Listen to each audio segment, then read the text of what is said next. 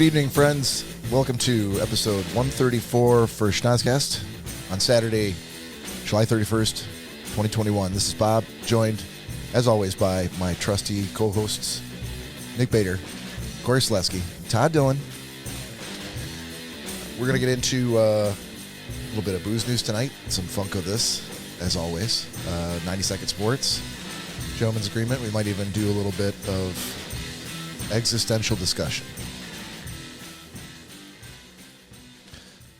Gentlemen.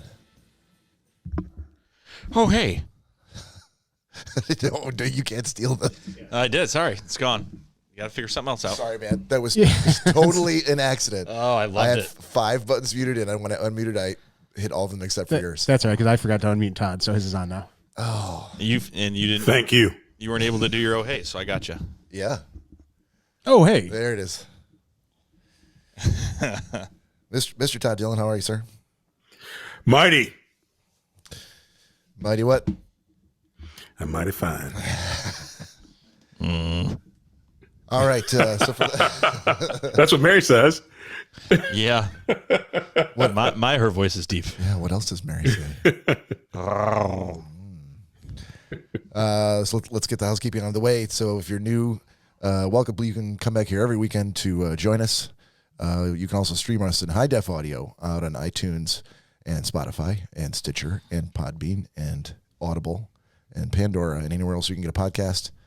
You can also follow us on social media on Instagram, Facebook, and YouTube, all at Schnozzcast. If email is your thing and you miss the 90s, you can email us at schnozzcast@gmail.com with all your existential questions for the group or requests for relationship advice. And you can also, and this is the big one, call or text us on 618-SHOCKER. The shocker line. Yes, sir. And we are also sponsored once again this week by Apothecary in Ann Arbor, Michigan, and by the owner, Anthony Freed, the self-proclaimed weed god. Apothecary is Ann Arbor's premier locally owned and operated cannabis cultivator and dispensary. They have all their in-house products certified organic by an independent company, and all their packaging is recyclable or biodegradable. And again, they are running every Saturday from now through September 11th, weather permitting, a free concert on Whitmore Lake at 9444 Main Street. You can get there by car. You can jump in the water and swim there from Whitmore Lake. You can also maybe borrow a boat with the intent to return it later after the concert and drive over and park. Hey, just a quick question. Anyone have a boat they're willing to just lend out for the weekend? Yeah. I think that's a legitimate favor to ask. And there's lots of people who just lend boats to strangers. I hope the Barefoot Bandit isn't in Michigan. He used to borrow boats around here all the time. Really? Oh, yeah. And planes. You know, Cory never wears shoes. I wear flip-flops. Make of that what you will. At this free concert, you can also enjoy expertly prepared food available for purchase in the on-site food truck hosted by our own Chef Michael J. and Nick Bader from the Freelance Chef. You can also purchase craft beer on-site, and there'll be a designated area to smoke your favorite herb. So once again, it's Apothecary in Ann Arbor. Check them out. Tell them the Schnozzcast sent you. And with that, we're done with housekeeping for the entire weekend. How was your Cory? What's going on in the world of Cory Slesky now? Oh, man. It was a long fucking day, I can tell you that much. Whirlwind day, whirlwind weekend thus far? Yeah. Did the most adult thing I think I've done in quite some time, and created a spreadsheet for our wedding plans. That was a kick straight to the balls. Now, was it a workbook or a worksheet? In other words, is everything just on one sheet? Yes. Or did you separate them in order of importance? No, I mean, everything's broken down into categories, but it's all on one spreadsheet. Okay. Gotcha. Yeah, so did that, last night, as a matter of fact. And then today, I was supposed to meet with you guys to go to German Park.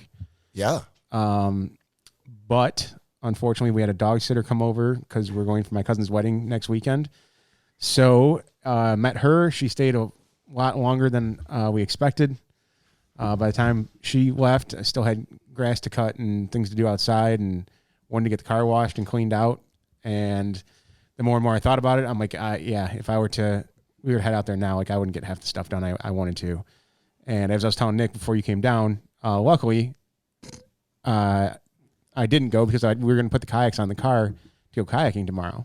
Okay. And when I went to go put one of the cross rails back on, the little handle on it snapped. Oh, no. Yeah.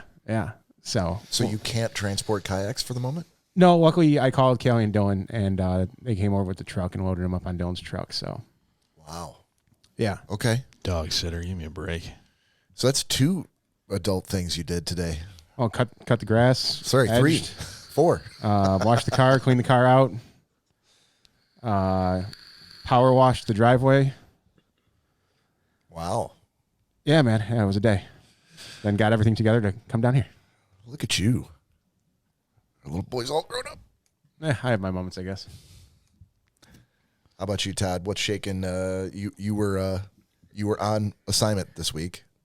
As a cross country. Yeah, out in Boston. It was good to actually be in an office setting for the first time in like a year and a half. Got to meet several of my coworkers who I've been working with for the last 7 months in person. But it was a long trip, man. I wasn't used to being on the road, staying in a hotel, sleeping in a bed that, quite frankly, was shitty. But, stop saying it at the Red Roof Inn, buddy. Yeah, but that said, I did get to torture some people around me because, as you'll hear about in 90 Second Sports, man, I was a Olympics poo-pooer. Bless you. I've been, again, I wasn't really fired up about the Olympics. I didn't really think anything of it. But being kind of captive in Boston, I watched a lot of Olympics in my hotel room, and I was bouncing off the walls, celebrating and cheering on our U.S. athletes. And you'll hear more about that during 90 Second Sports. But it was a long week. It was a long week, long days, and I'm happy to be back in Washington State. I want to touch real quickly on while you were there, you stayed within walking distance of one of our favorite Irish bars there in the Quincy Market area, the Black Rose. Yeah. Can you share with I don't know that we've shared it before. The last time you and I were at the Black Rose together, what happened? Can we do this first? Oh, yeah. Sorry. Right after we do the shot. Yeah, it's just been sitting here through one story already. So, Todd, what are you drinking tonight? I am what are you drinking. Whoa. What am I spilling? I'm going to try not to spill. I'm going to drink. My shot's going to be a shot of Jack Daniel's Tennessee honey. Tennessee Let honey. me get that poured up. Okay. Yep, little Tennessee honey. And my my beer drinking is I got a little Fremont Brewing Dark Star Imperial Oatmeal Stout. It's a heavy night of drinking for you. It's going to be a heavy night of drinking for me. All right, you ready? I'm ready. All right. If you're listening out there, now we're in the future. You can pause us, pour your own, and join us. Todd, I didn't know if you were pouring a nice tall glass of that lean. Cheers.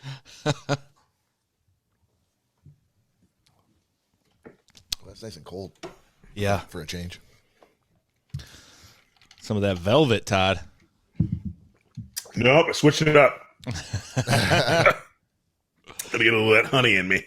Yeah. That's awesome. I could see the comment come right up online. So, good evening, Lori Clark. That's pretty cool. I hadn't been watching this last week while we were doing it. Yeah, he's been doing that for quite some time now. All right, Todd. Yes. Black Rose. Black Rose. Many moons ago, we were in this bar called the Black Rose. Great bar.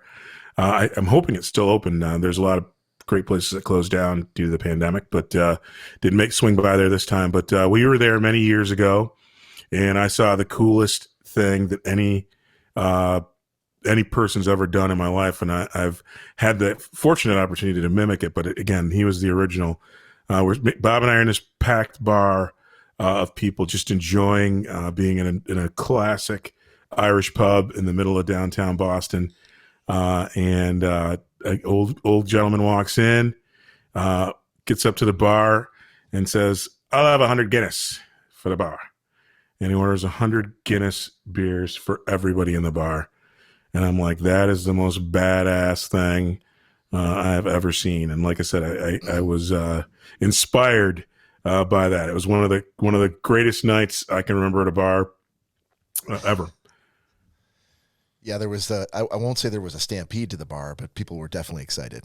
Yes. But that was an old school gangster move. I thought it was awesome. Yeah, That's sweet, man. I remember the bartender seemed kind of confused as to how to handle it. It was like, just keep pouring them until you hit 100. Exactly. So yeah, that's a baller move for sure. Yeah, and so I did a mini move this week. I actually got to again pay it forward. I think given kind of where we are in the world today, it's a good thing to pay things forward when you can. So I did a little mini gangster move. I happened to be out at the Cambridge Brewing Company. A little plug for them. Cambridge Brewing Company has some really, really cool beers.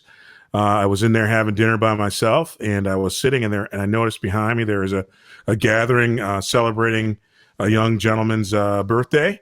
And again, it looked like people had come from far and wide to be there for his birthday. So I thought that I listened in, but it's just a joyful thing. So actually on my way out of the bar, actually when I finished up in my dinner, I actually bought, I put $100 towards, the birthday boys, festivities, and told the waiter not to let him know that I'd done it until after I was gone. So I again, paid it forward, felt good on my walk home. And hopefully they enjoyed their night. And again, one day they'll pay it forward as well. That's awesome. Cory, let's oh man, there was something else I want to talk about before we get into booze news. I just want to take a second because we try not to sit here and toot our own horn too often. But beat, motherfucker. What's that? Yeah, I just want to point out, if you only listen to us on YouTube or on Spotify or somewhere else with social media, but you don't follow us on Facebook Live or on Instagram, you should do that because Nick Bader every week tries to come up with a brand new original piece of artwork to advertise for the upcoming episode, and he kind of outdid himself this weekend. Bob. I don't know if you could share that on the stream, Cory, so people could see if you haven't. But the artwork, yeah, you don't have to. Okay. But okay, it was it's a like a homage to the 70s, and I was so tickled by it. I didn't even mind that he called me during the week and he's like, so did you look at the artwork? I'm like, yeah, buddy, it's fucking amazing. It is awesome. Yeah. Yeah, there's we got quite a few chuckles off that. Different people calling me and coming up to me and, oh my God, I was dying. Look at Todd's hair. And then I had Gina mention something and Lori pulled me aside. She's like, I just thought it was so funny because I was envisioning you doing the artwork at home by yourself, laughing hysterically through your empty house by yourself. And I'm like, I'm going to go walk off a cliff after this conversation. Yeah. All alone, crying by yourself. No, but I was like, no, I absolutely was. I was just in hysterics while I was doing it. And it's short and sweet. But Are you and Cory wearing the same hat? No. No? No, they're different hats. Okay. They're completely different hats. Bob, I just asked a question. come on, man. Well, so I like how I started off very complimentary and he's like, fuck you, they're different hats. I mean, by just looking at the two of us right now, you can tell they're not the same hat whatsoever. In the artwork. In the artwork, Cory. Oh. Well, never mind then. Okay. It feels like Cory's sampling those the sponsors. Yeah. Cory's like, No, not yet even. I've lost all credibility. So, Oh, God. They're similar, but they're different.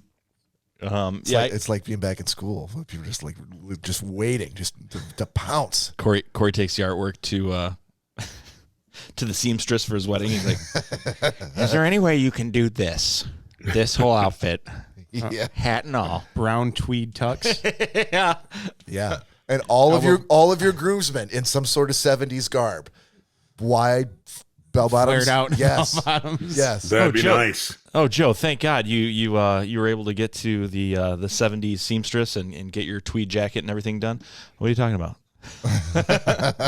This is my suit. This is my wedding suit. Yeah. It's coming back, baby. Yeah. Oh, I can't wait. We only have a scant few months to convince him to do this. That's true.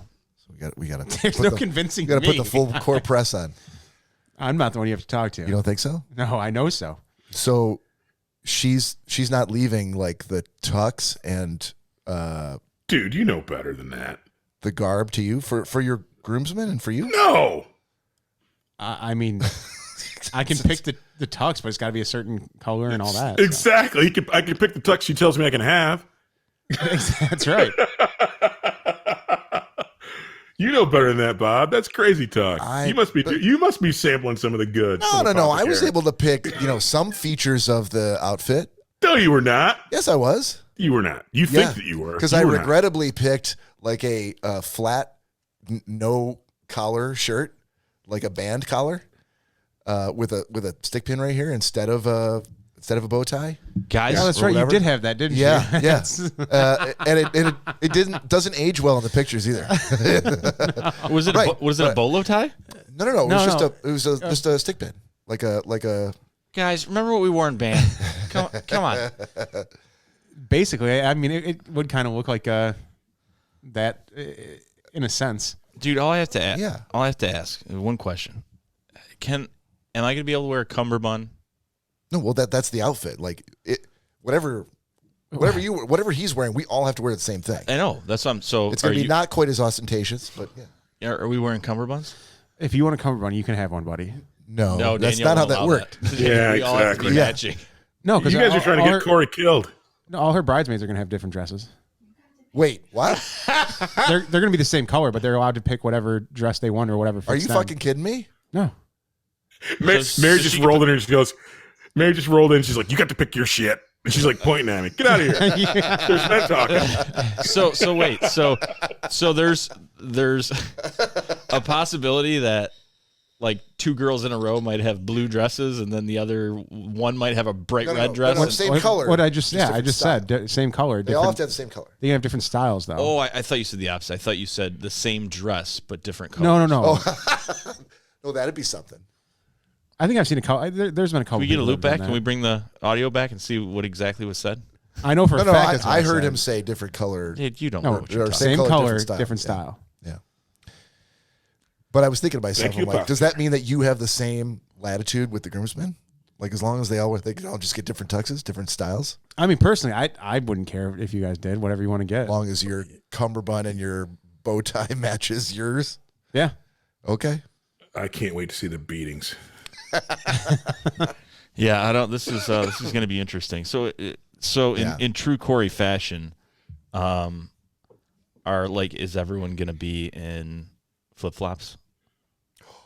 The shoes are a part of it. What does that mean? I was able to get a shoe choice past her that she's like, yeah, you can wear those. What does that mean? What? You Yeah. guys What are all does that wearing mean? Crocs, it sounds like. Oh boy, not necessarily Crocs, but Jesus. Dude shoes? close. Jelly? Are you wearing jellies? I'm not wearing jellies. Oh, But close to the Hey Dude shoes, though. really? Yeah. Does that mean that? You guys will need to buy those. So you want everybody to wear the shoes? Yeah. So we all have the same. Okay. Yeah. Wait, hold on. What are these shoes and how much are they going to cost me? They're like $30 on. Oh, that's fine. Yeah, it's Yeah. like a Target purchase, right? No, the company's Sanook on online.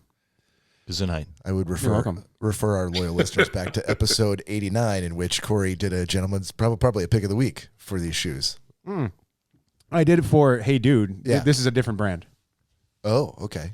So you're covered for pick of the week for tonight then. I'm not going to use that as my pick, You but- could. Yeah. So they're knockoff titties. Again, with these fucking flip flops or sandals that you brought up. Who doesn't like titties? I mean, it's a great name for the company, but It's a great shoe. I really wasn't impressed with their collection. Did you wear them? No, all I had to do was look at them. I knew I didn't want It's to wear about them. the wear, bro. It's about the wear. I was hoping we could wear Muckabees. I don't know what that is. I don't know what that is either. They're great shoes. Muckabees? Okay. Yep. All right. So someone look that up so we can immediately debunk this entire thing and stop talking about it. Did are we a part of Booze News right now, or we haven't done that yet? No, I haven't done it yet. I just wanted to ask about the.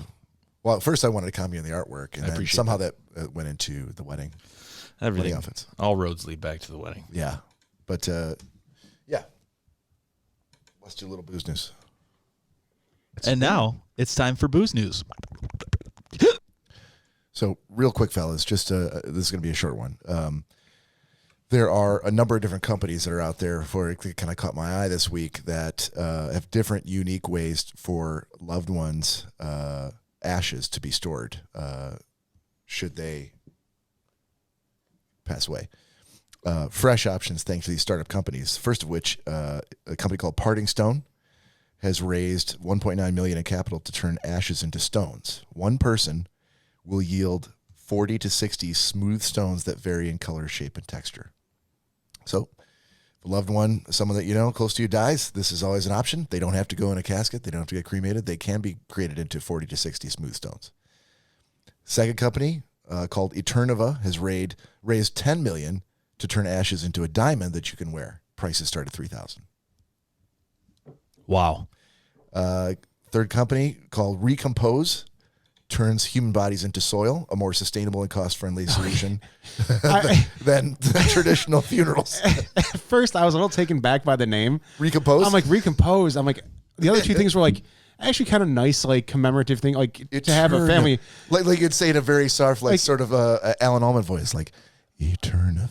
Yeah, like you make them into a nice stone to keep them in the garden, or you have a nice diamond made out of that person. And then you're like, recompositor. I'm like, Jesus, that just sounds cold. But now after what they do with you, that makes sense. Yes. Yeah. Okay. They threw me off there for a second. Yeah, turn you into soil, which eventually that's, ashes to ashes, dust to dust. From the earth we came, and to the earth we shall return. Diamonds to diamonds. Yeah, that's true. Diamonds to diamonds.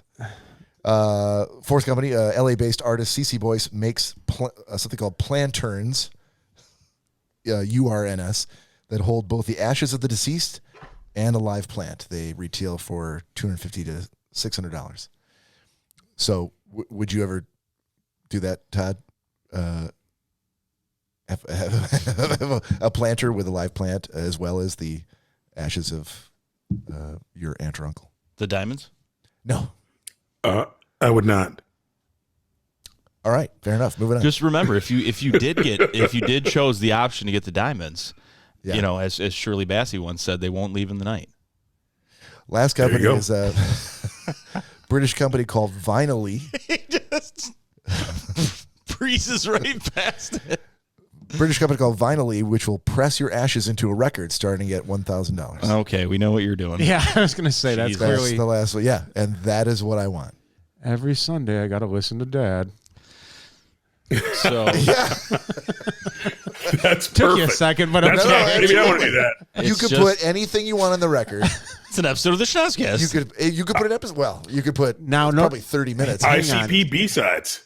You could flip it over. Here's going into the fourth dimension. Can you record your own voice and have them put that on there? Absolutely.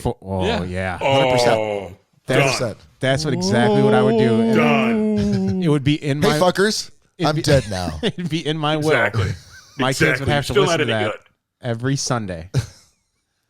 Just pick the creepiest, Send me that link, Bob. creepiest 1934 like music, like. Doon, doon, doon, doon, doon, doon, doon.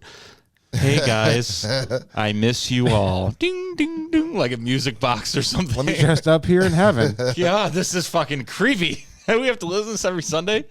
Whoops. That is Let me phenomenal. actually, I'm going to see if I can leverage the power of YouTube here and put this link in the chat. Will let me do that? Sure. There it is. I put a link in there to Muckabees? Nick's Muckabees. Turns out they're Clark's. Oh, okay. But I Oh, think so you should it's get the not a clickable- Wallaby Orange. It's not a clickable link, I don't think. But No. you can select it and Yeah, copy paste it in the address bar. Yeah, that's not bad. Yeah, someone can Yeah, still do that. Okay, yeah. So that's booze news for the week. Actually, it's not, because I've got a little booze news myself. What?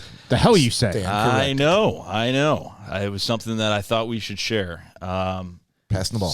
So we got a $21 billion deal brings convenience store giants North American portfolio to 1,400 stores. Yes, folks, you heard it correct. 7-Eleven completes Speedway acquisition of 3,800 convenience stores. So 7-Eleven has purchased Speedway gas stations. So if you got Speedway points, I would use them up because I don't think they're going to translate in the transition. Use up your Speedway points. Get your Speedway Slurpees as fast as you possibly can if you love their Slurpees there. And like my uncle, he drinks only the finest imported Italian coffee and Speedway gas station coffee. Those are the only ones. The only ones he likes. The rest is garbage. It's swill. He won't drink it. Speedway gas station knows what's up. They got it. Whatever they're importing, they're doing the right job. So go and pick up all your Speedway gas station coffee and drink it up before my uncle gets there and spend some of your points. We don't know how that's going to work. But just wanted to give you guys a heads up on that. I think that's a pretty big deal. Yeah, that's a huge deal. For the big gulp drinking, grizzly chewing community out Do you understand how hard Cory is right now? Gas stations? Hold on. 7-Eleven? There's already my a lot God. of them that are 7-Eleven. Speedways that are 7-Elevens. Well, there's going to be a lot more. 3,800 more. That's not that many. Oh, it's a lot. Across the nation? Dude, well, wherever you see a Speedway. Yeah, that's going to take years to complete and redo. Will it? Yeah. Yeah, well. Not This with is a big... gas station science. Don't tell Cory. They're not just going to knock down every fucking Speedway in a year and rebuild it as a They're 7 going to knock them down. It's just a new sign. Yeah, they're going to put up a new sign and They have to rebrand everything. repopulate everything inside with the 7-Eleven logo, and that's the other- put up some vinyl on the windows, and they're done. There's Take a about lot 8 of months. Speedways that wouldn't accommodate half the stuff a 7-Eleven has. Corey, okay?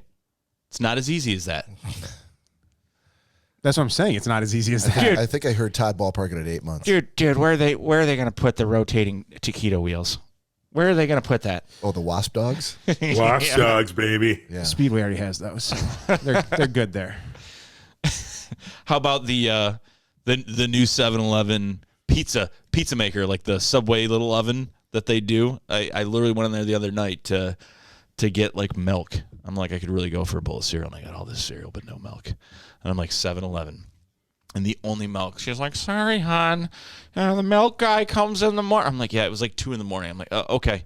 So I found I'll wait. two Do you have half and half? 2 like pint Dairy Farms containers of 1% milk. And I'm like, yep, this is going to have to play the part. Hold on. What were you going for? That's milk. What were you looking for? Those were the only 2 things. I was going for regular, like a gallon of milk. Like And whole milk? any milk. Okay. I Well, mean, you got 1%, any milk. Yeah, 1% is okay. Those were the last 2. And I was like, That's what I'm asking. What would Sounds you? like a What do pretty you successful normally trip. buy? yeah, probably I think he's a 2%er. 2%. You're a 2%er? Yeah. All right. And so I had to wait in line for like 7 minutes while, Flo at the gas station was making a 7-Eleven pizza. She's like pulling it. It's like, and she like pulls It's this like a Pink Floyd album. out of one of those Subway ovens, and she's like, cut. I'm like, really? Like next to the Grizzly and everything, there's now a little table that you can cut pizza on and throw it in a box. By the way, I don't know if they've changed the recipe, but when they first came out, I made them make one of those fucking things, and there was no one else in the store because I wouldn't inconvenience anybody, and it sucked. It did not taste like pizza. It tasted like That's incredible. an abomination. A 7-Eleven pizza didn't taste like a pizza. Oh know. God, it was horrible. Newsflash. I don't know why you tried it. Have you tried the sushi at Speedway? No, they're being acquired by 7-Eleven, so it's going to be difficult to do. Okay, try the 7-Eleven sushi. I'm sure it'll be good. I don't eat any of the hot food at 7-Eleven or cold. No, I'll have So like basically, you don't eat food from 7-Eleven. no. I'll have like the pre-made sandwiches or something like that, but I won't do like those dogs and all those fucking wings and all that shit. I've dabbled. cream cheese and chive looking taquito. No thanks. Dude, that formaldehyde in those dogs will keep you alive and strong for years to come. Dude, people have told me they sit there for like 3 days in a row and they're always the same temperature and they're Yes. I don't even know what they're made of. Imagine what your body's going to do with that. That would change your DNA. You probably become a superhero. Yeah. Exactly. All right. You know what it's time for? Funko This. Funko This. Funko This. Oh, is that me? Yeah.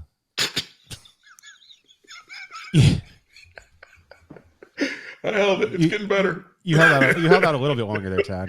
I did. I held my breath. You did. Not as bad. Dude, you are gasping for air over there. Right. So this week's Funko This is Andy Dwyer from Parks and Rec playing his guitar. And as you'll notice, he is out of the package, as all the other ones have not been. I was able to get him on eBay. He's a pretty rare Funko. Why is he a rare Funko? Because he's the lead character in the show. No, he's not leading Parks and Rec. Oh, No, I don't know. I don't know why they took off the way they because did. Chris Pratt's now a big movie star. Well, probably that. Okay. So when I got him, they actually sent him wrapped up in the box without the little plastic piece that normally holds him in place. Okay. So I was a little upset with that, but past that, Is I that was- not what it was described as being when you? no, they never mentioned that wasn't included. I gotcha. What? Not a big deal because he for him it was actually a great deal. So Okay. that's Andy Dwyer from Parks and Rec is this week's Funko This. Gotcha. So Now are you- made it with his 3D printer. What's that? What's that? The guy that sold it to him probably made it with his 3D printer. Oh, it's legit. I checked it out. Oh, that would be amazing. Could you imagine if the only way Corey's like affording all these Funkos is someone is literally just printing the boxes on their computer and folding them together and 3D printing all this and like, give me $3. $4. Corey's like, oh my God, I get so many Funkos now. I know this Funko guy. Yeah, I'm sorry, Mr. Selesky, these are worthless. They were 3D printed by a man in his home in Salt Lake City, Utah. You know, it is possible that he just follows someone on Instagram who posts these, and he just does a copy and paste, and he's like, "Here's my Funko for the week." Okay, dude, don't get him started because he's gonna yell. And then we find out we're all living in the Matrix. I and said nothing is before, real. and he was like, "That's my desk. That's my computer behind it. That's my screen." I'm like, "Okay, easy, yeah." It is. I still think that you should personally be in the background of every photo, smiling. What would that help any? Well, it would legitimize it. We would know that's. I mean, I could easily take Photoshop and cut those out and throw them there and be like, "Oh, that's your desk." I would settle for just a picture every couple of months. Excuse me, couple of months of you like in front of the collection. Okay. Oh, we saw that when we went to their house last and had a barbecue. Oh, that's right. We've never been invited. But like MTV Cribs, like the baller guys will just like fucking stand right in front of all their like a huge car collection. Okay. That's what I want to see. So you're equating my Funko collection to a massive car collection. I feel like you already do. I'm just No, acknowledging. I'm not saying I did that. No, It's by no means. Yeah. But lean into it then.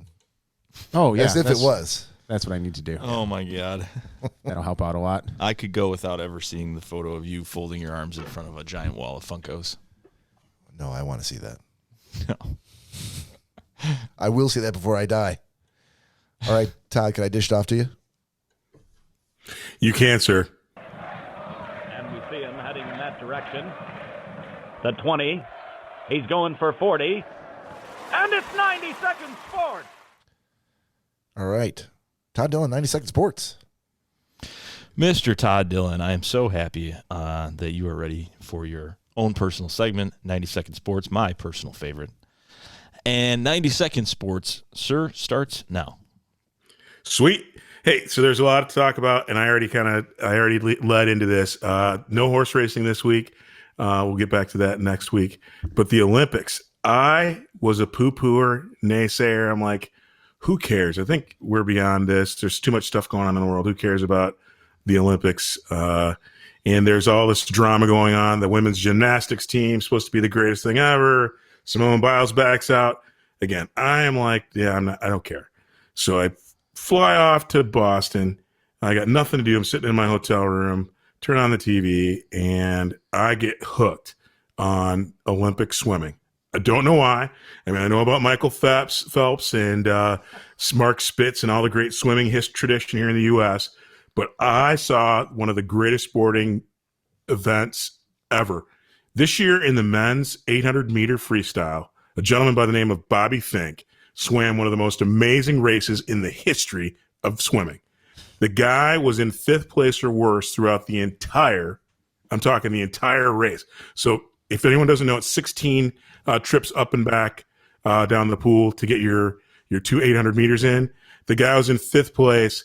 After the turn on the last lap, he was in 5th place at the halfway point with 25 meters to go, and the guy actually ended up winning the race by like a half a body length. The guy actually crushed fantastic. the field. That was 90 Second Sports.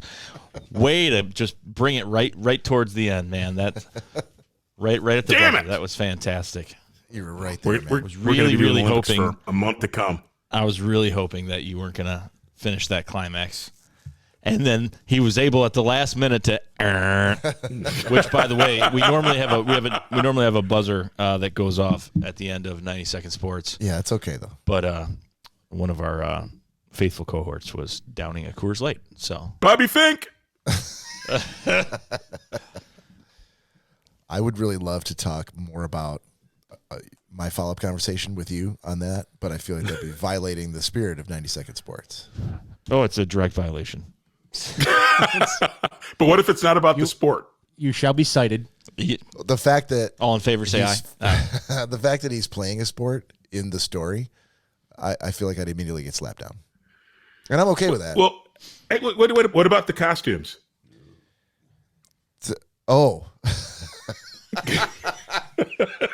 What No, about the that's, costumes? Is that a breach? well, Is that a on. breach? Yeah. Sports fashion, is that a? Yeah. Is that a breach? Costumes. Yeah. That's what I call them. Yeah. Uniforms? The uniforms that Uniforms, the costumes. regulation What costumes. does Batman wear? A uniform or a costume? Don't. Did you try say and Batman? Don't try and swindle me, Todd Dillon. Exactly. What does Batman wear? Is it a uniform or a costume? Try to sell me a tincture of your snake oil. I think he's onto something here. I call them costumes. Yeah. Huh. Costumes. I've never heard of that in sports. I guess that's okay. Well, there is, Todd, kind of a backlash in the world about the uniforms / costumes that the ladies in the Olympics have to wear for various sports. Yes. Oh, the water dresses? The gymnastics, there's a pushback on that. There's been the beach volleyball players wearing next to nothing as they play beach volleyball. And just for a second, I was kind of down. I'm like, hey, why are we sexualizing women in these costumes that just show off all their body, and it's not about the sport? Yeah, Todd Dillon's down with women's rights. Exactly. I'm down. I'm a supporter. I'm an ally. But then I saw something that made me think the women don't have it so bad. If you guys have a chance, see if you can Google some of the highlights from the men's synchronized swimming doubles competition. The banana hammock is a kind term for what these dudes are wearing as a costume. They're wearing about, 8 inches of frickin' fabric over their body. They got the same tuck. You can count the number of veins on their wieners. I'm saying I was embarrassed. Oh my God. And they tuck the same way so that when they do their synchronized dives, like everything's in sync, even their wieners. It's crazy. Crazy. What? So there's each one of them has a turtle head poking out on the back? Oh, goodness. I'm gonna clip that quote out where you're saying even their wieners, because I'm being cautioned from the gallery. I heard Mary say something in the background. I think that's a great episode title, Veins on Their Wieners. Oh my goodness. Yeah. I'm Hey guys, did you see? We got posted on browsers. Yeah. Yeah. We don't need Mary's like, okay, I let this go on long enough. The Schnozzcast thing, this is enough already. You're done. Yeah, we're going to get thrown off of YouTube after having been there for 1 week. Guys, Todd's screen just went black. I don't know. I just heard a high-pitched scream, and Todd's video feed just went. I can feel Mary in the background going, no, don't you do that. And you talk about veiny wieners. Veiny wieners. Then they should put on a different costume. Uniform, right? Depressed in the fucking banana hammock, spandex. Oh my goodness. Fucking tip pressed right against the bag. I'm picturing Todd sitting there every night in the hotel room by himself. I'm just telling you. Take a look at the men's synchronized diving competition, and if I'm lying, you can sanction me. It's a vein. It's sanctioned. That's a vein.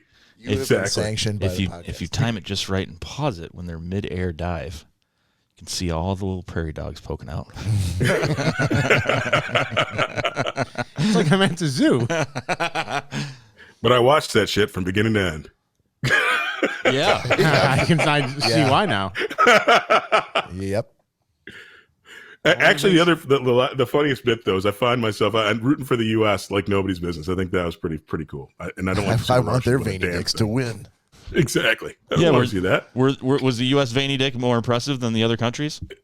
Well, I think that some of the guys from China were stuffing. But what is that supposed to mean? I'm just saying they're like the equivalent monster bulge. I mean, holy cow. Yeah. And we all know Chinese people don't pack like that. No.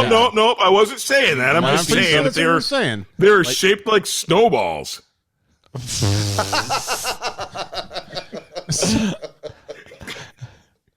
This is digressed. I wanted to talk about the costumes, and you guys got me talking dirty. Here, everyone, this is your apple. Put your apple in swimsuit. We cannot look small in front of American. Exactly.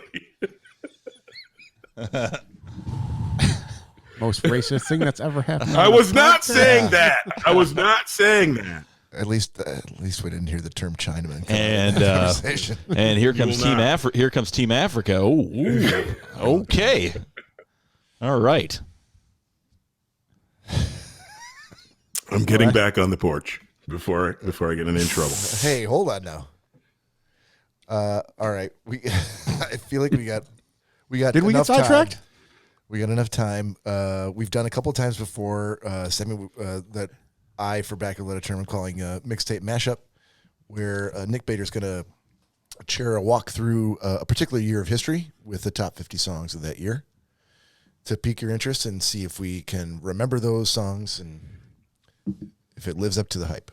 Yeah, I'm going to have to be calling on some of our fucking geezers, man. Some of our fucking geezers to see if they can remember. Should we get Chef Michael J on the phone? No, because I was not alive during this time, but keeping with the theme of the artwork this week, we're taking it back to Billboard year-end Hot 100 Singles of 1976. So we're gonna go to we're not gonna bore you with all 100. We're gonna do 50 and down.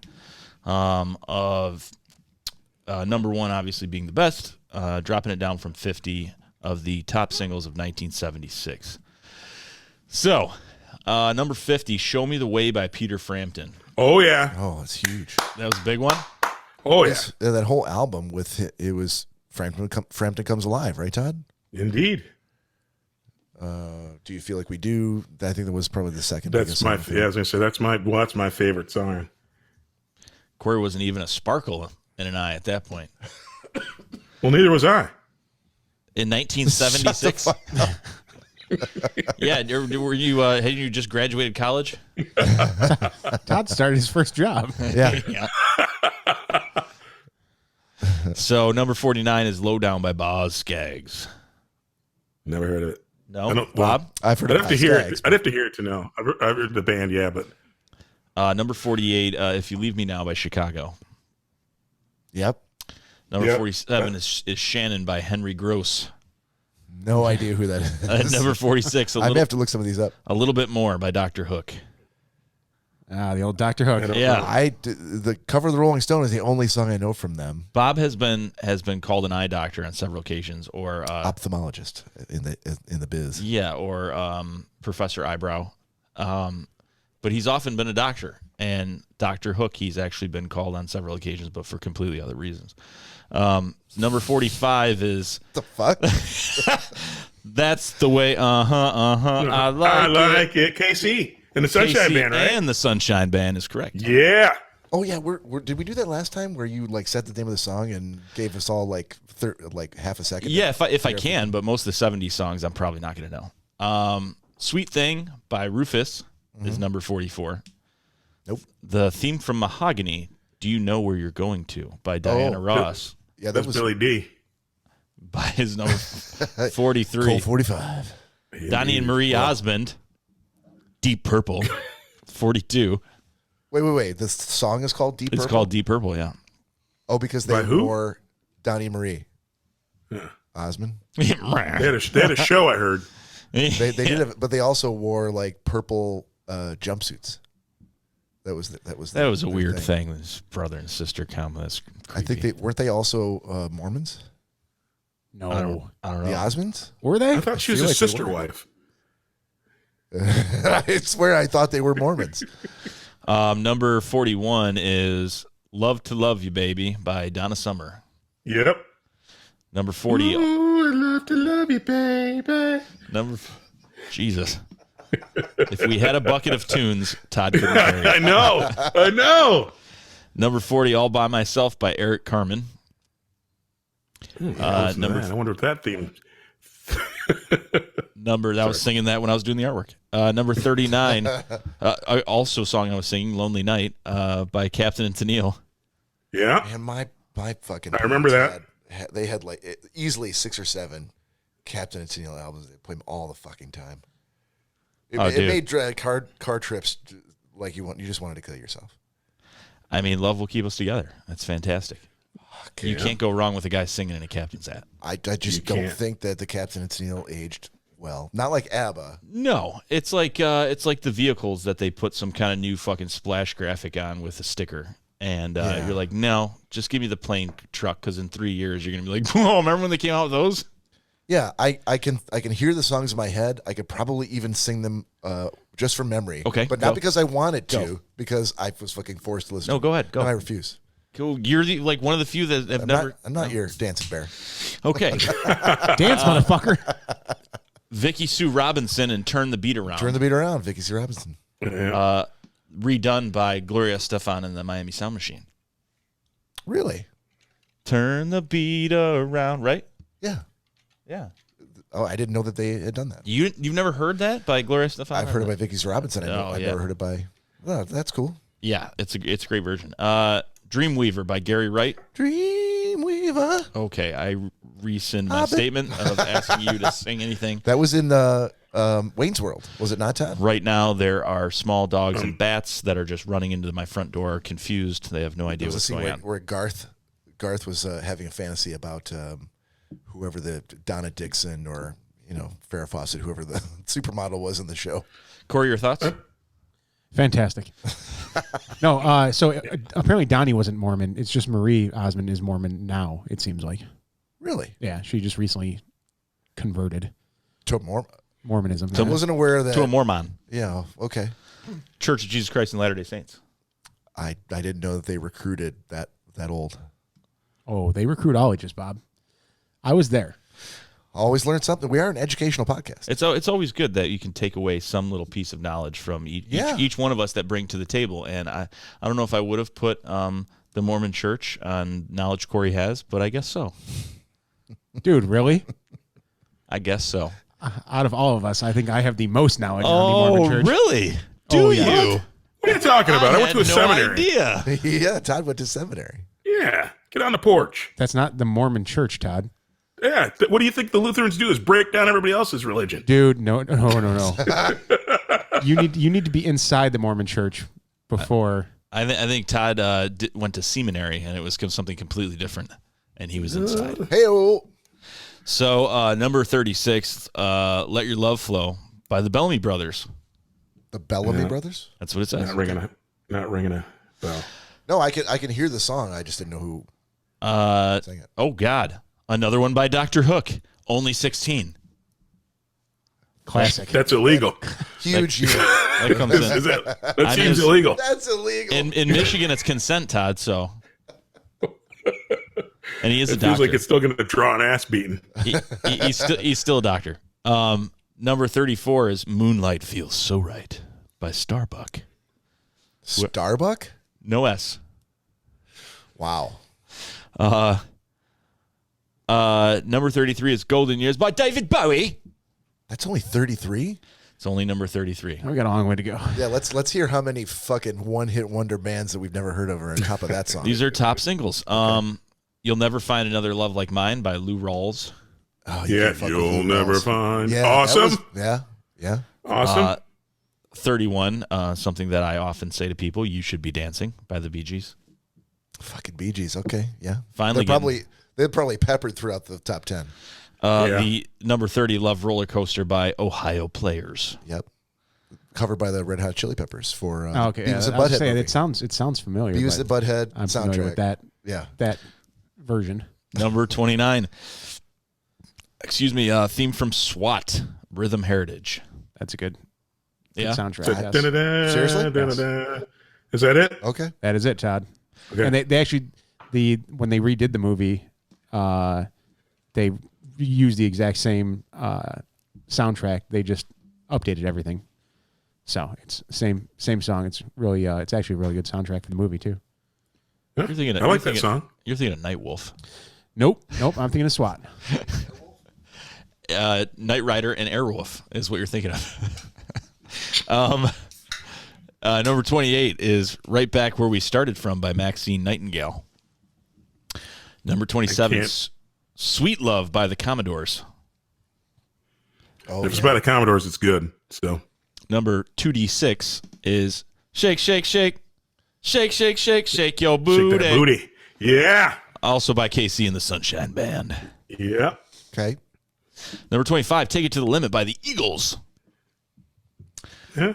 Hate the fucking Eagles, man. Wow. I like. You leave Don Henley alone. You can do a lot worse than Mr. Don Henley. I like the I Eagles. hate the fucking Eagles, man. Number 24 is Get Up and Boogie by Silver Convention. I can't. Number 23, Love Hurts by Nazareth. Yes. Number 22, You Sexy Thing by Hot Chocolate. Ow. Yeah. That's a good song. From what was the movie, Todd? You sexy thing. Well, I don't know what movie.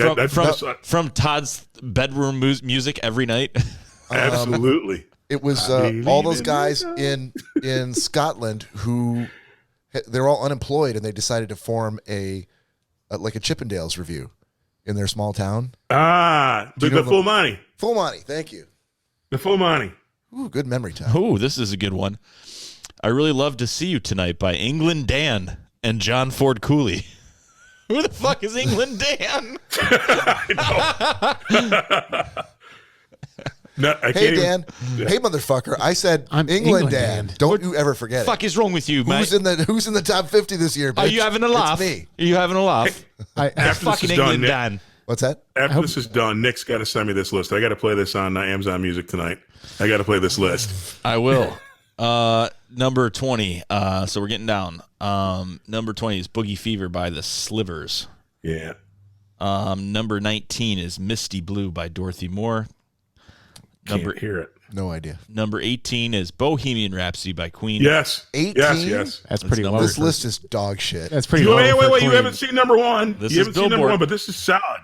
This is Billboard. I know Bob Rankin. I had What? to turn the computer because he No, was I'm not- just turning those beady little eyes over here because it had to do with music. The fuck? And he loves to know what's going on, but too bad. Always a little salty tonight, ladies and gentlemen. Number 17, More by Andrea True Connection. Who the fuck is that? I Yeah. have no idea. Queen got jobbed. Is her name Andrea True Connection, or is it That's- the Andrea that's- True Connection? It says Andrea True Connection as artist. Okay. Number 16 is Get Closer by Seals and Crofts. Another Captain and Tennille knockoff, I feel. Yeah. Number 15 is Love Hangover by Diana Ross. Lady D. Can't go wrong. Number 14, Fly Robin Fly by Silver Convention. Really? This is convention. Then there's a not connection. jobbing that happened here. That's not better than Bohemian Rhapsody. That's crap. Number 13. Well, but you have to understand that it was better probably at the time. But Bohemian Rhapsody, I think, grew in popularity over the years. Oh, I'm sure that if it must have come out in 1976. Yeah. I'm sure the people in 1976 were like, "What the fuck is this?" Yeah, what is this? Yeah, exactly. Bohemian Rhapsody. Yeah. Oh yeah, most definitely. Yeah. So I get that it's 18, but Golden Years by Bowie. Come on now. I Write the Songs by Barry Manilow. Oh yeah, solid. Number 12. Solid. Everywhere. It was everywhere. Afternoon Delight by Starland Vocal Band. Yeah. Yeah. How did also that go? solid. How'd that go, Todd? Afternoon with delight. your Boston accent. Sky rockets in flight. Afternoon delight. Apparently, I'll have to work on that. Bob's from the Bronx. I don't know. Exactly. I have to work on that. So do I, apparently. Number 11 is Sarah Smile by Hall & Oates. That's old school Philly soul. Number 10, a Fifth of Beethoven by Walter Murphy and the Big Apple Band. I never understood Not that. ringing. Todd, explain that to me. What? A Fifth of Beethoven, why that was so popular. I can't hear it I can't hear it right now. That's why I got to listen to this tonight. Yeah, or just like listen to 30 seconds of it when we take a break, and then Okay. see if you can explain to me. I don't get it. It was like a classical song that was made into a disco song, and people were like, "Oh, I can't believe that's possible." Yeah. Again, at the time. Yeah. Number 9, Love is Alive by Gary Wright. Yep. Number 8, You're right. 50 Ways to Leave Your Lover by Paul Simon. 7 is Just a Love Machine by The Miracles. Oh, is that who sings that song? That's who It's sings it. something in every episode. Number 6, Kiss and Say Goodbye by the Manhattans.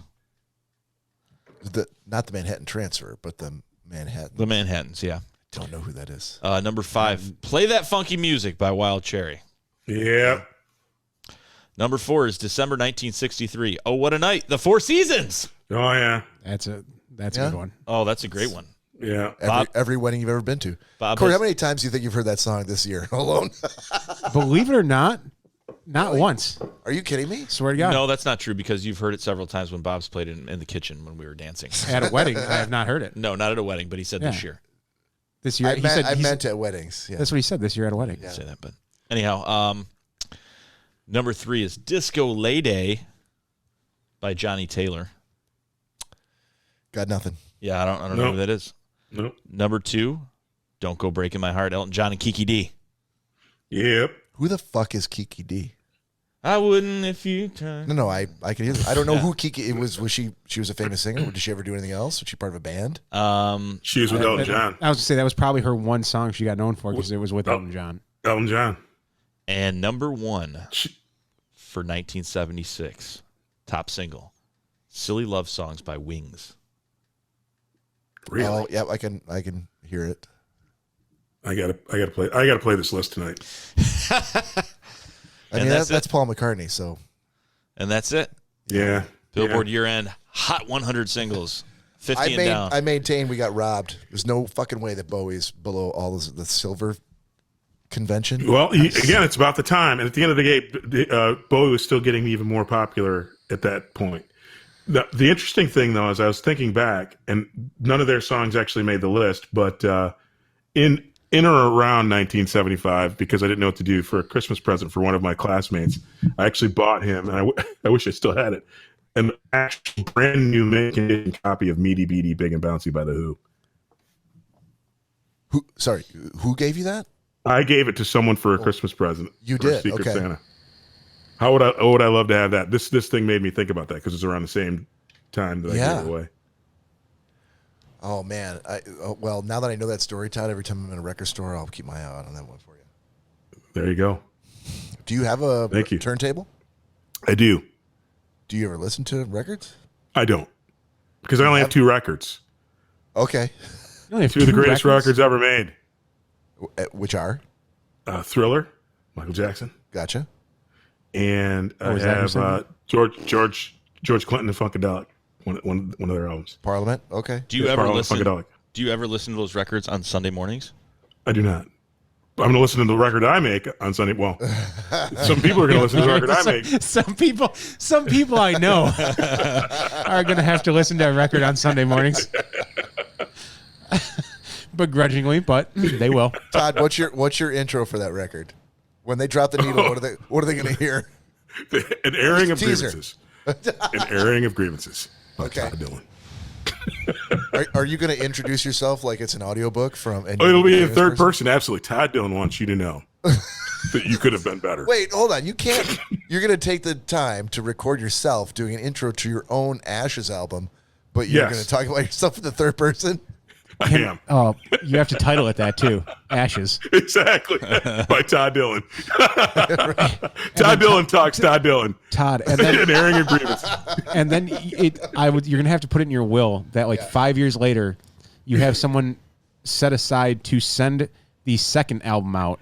Ashes 2. Ashes Fire 2. I think it needs to be Ashes to Diamonds by Todd Dillon. Exactly. Yeah, I love it. 5 years Notes later, being taken. Get a brand new record. Jesus Christ. Just have them strategically deliver them. Yes. Oh yeah. I can't wait. Dude, like every 5 years, have one delivered to whoever. Ooh, this one is pressed in all pink vinyl. Todd put a lot of time and work into There's a this. touch of gray in there, but Love Motion. Love Motion by Todd Dillon. Exactly. Hey, it's Todd. Hey, it's Todd. It won't. Why? It's been 5 years and you guys have gotten this far, so I thought I'd throw you a bone. And that's how I made this record.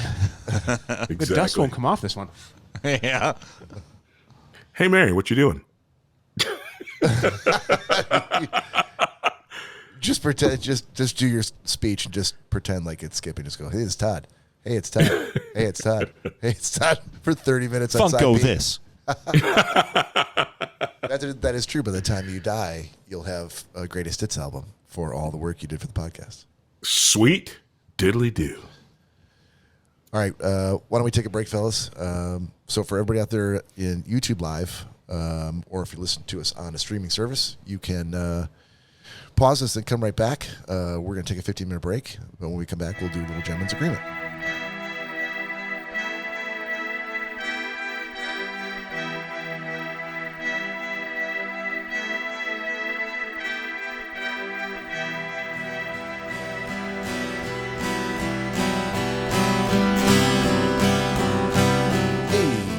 Welcome back to the second half of episode 134 for Schnozzcast. We're glad to be back with you. Thanks for sticking around. We need to go in a little gentleman's agreement, Cory. Do we have Todd Dillon back in the line? He's there. I'm here. Todd, mighty Dillon.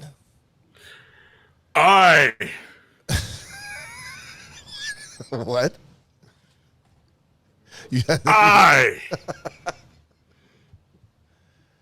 That works. Yeah, okay. So real quick too, Yeah. I didn't know if it was just my eyes playing tricks on me at first. Right. And Todd, please tell me if I'm right or wrong in this. But for at least the last 5 episodes, you've done a costume change at the break. Oh, did he do it? He did. I did not. What are you talking about? You're like the Madonna of the podcast world. Well, there's been a couple times where he's gotten back on the screen. I'm like, son of a bitch, I can't remember what he was wearing. I'm like, I think it's different. It was a red jersey tonight. Yeah, originally he had a jersey of some sort on. I can't remember exactly what team it was, but I don't know what the hell you guys are talking about.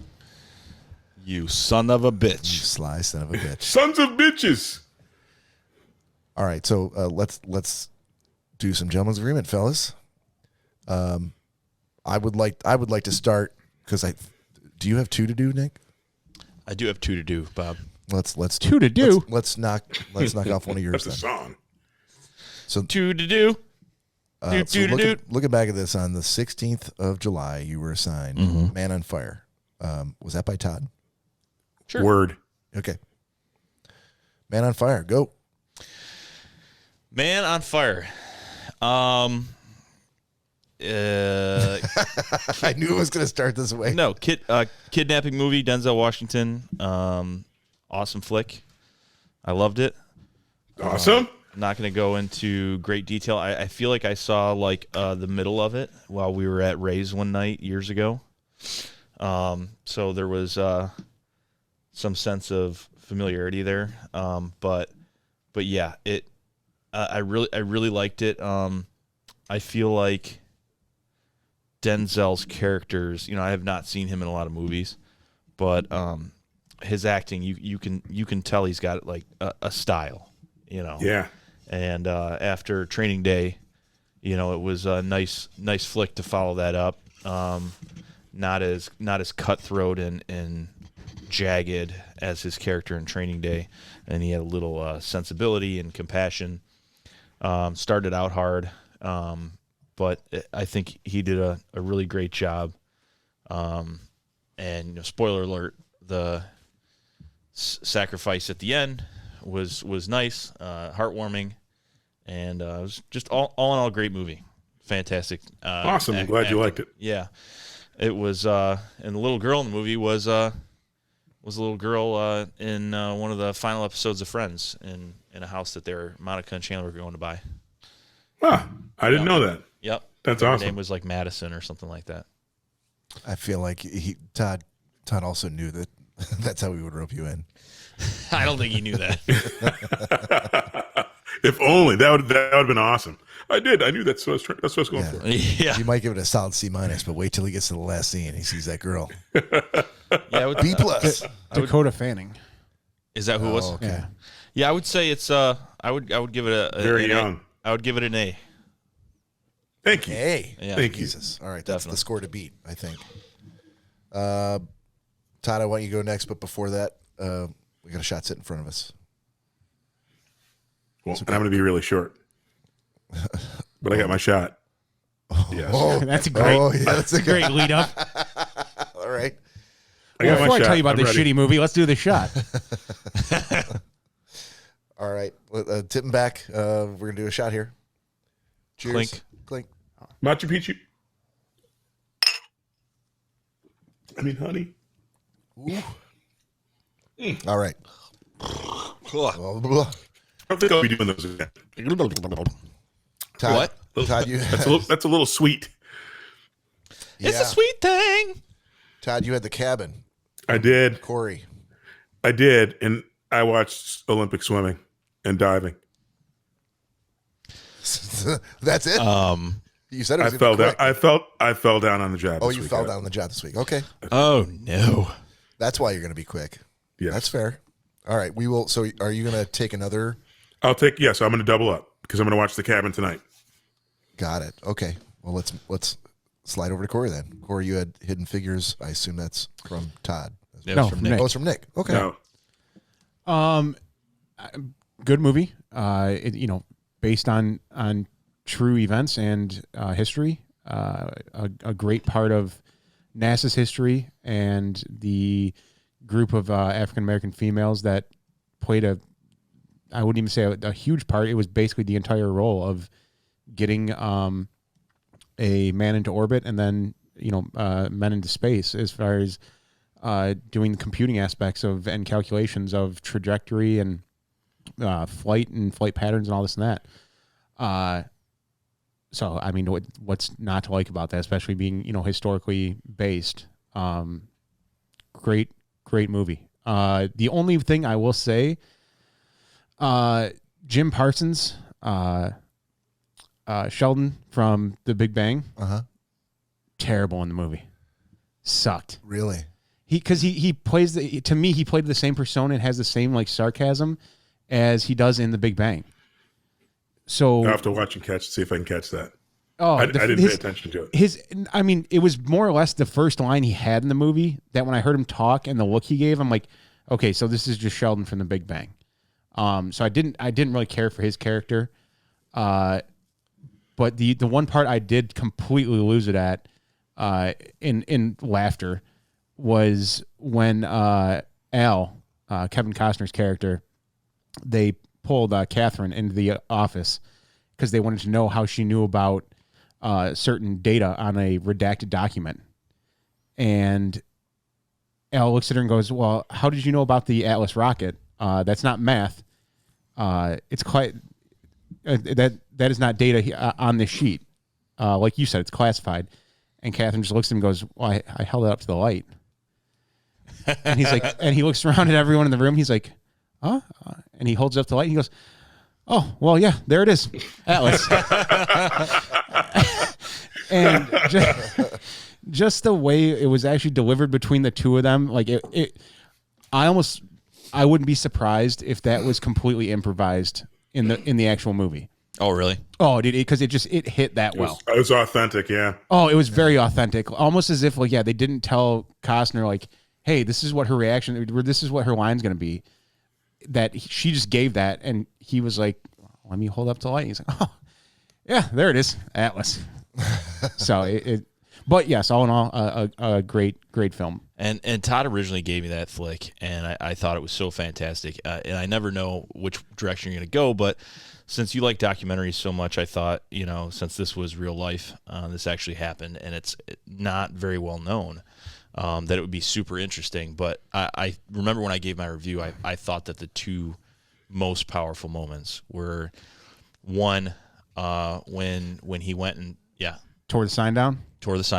I thought that was great. That was a goosebump moment.